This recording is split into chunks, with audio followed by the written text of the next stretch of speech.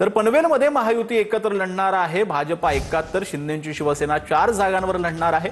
अजित पवारांची राष्ट्रवादी 2, आरपीआय 1 जागेवर लढणार असल्याची माहिती मिळते।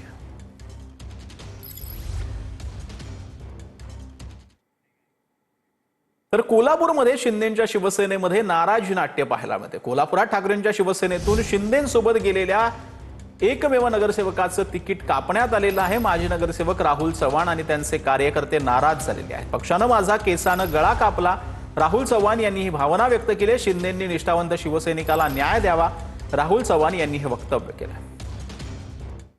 देखील ह्याच अंधारात होतो की मला उमेदवारी मिळालंच पाहिजे, कारण की एकनाथ शिंदे साहेबांचा एकमेव नगरसेवक जर कोल्हापुरात कोण असेल तो एकमेव नगरसेवक राहुल सुभाष चव्हाण हे शिवसेनेचे एकमेव नगरसेवक एकनाथ शिंदे साहेबांबरोबर पहिल्यापासून ठामपणे पाठीशी उभा राहिलेले आहेत। आणि अचानक माझ्यावर एक स्टँडिंग नगरसेवकाचं तिकीट कट होतंय, म्हणजे माझा गळा कापल्यासारखं केलेला इथे।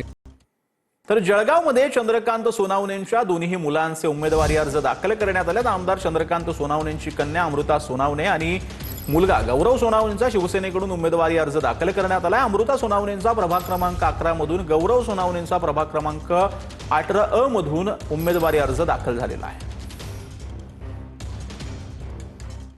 तर अजित पवारांची राष्ट्रवादीची भाजपची बी टीम आहे। सचिन अहिर यांनी ही टीका केली। ठाकरेंच्या शिवसेनेचे आमदार सचिन अहिर यांनी राष्ट्रवादीवर टीका केली आहे। निवडणुकीनंतर अजितदादांची राष्ट्रवादी पुन्हा सत्तेत जाणार हे शरद पवारांच्या राष्ट्रवादीला मान्य आहे का, असं सचिन अहिर यांनी विचारलेलं आहे।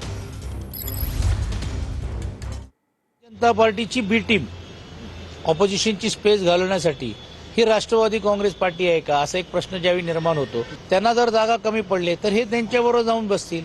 तर मग मूलभूत जी राष्ट्रवादी काँग्रेस पार्टी जी आहेत पवारसाहेब, ती बसणार आहेत का, किंवा दादा आज जाहीर करतायत का की नाही आम्ही सत्तेमध्ये आलो तरी देखील ह्यांच्यावर नाही जाणार, हाही संभ्रम पुणेकरांच्या मनामध्ये।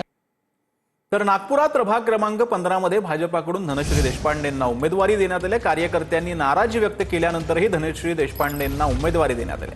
सर्वांची नाराजी दूर होईल, सर्वजण माझ्यासोबत असतील, असं धनश्री देशपांडेंनी म्हटलेलं आहे। आज कालपर्यंत म्हणतात तुम्ही रेसवर आहे आणि अचानक मला पक्ष सांगते की तुम्ही थांबा।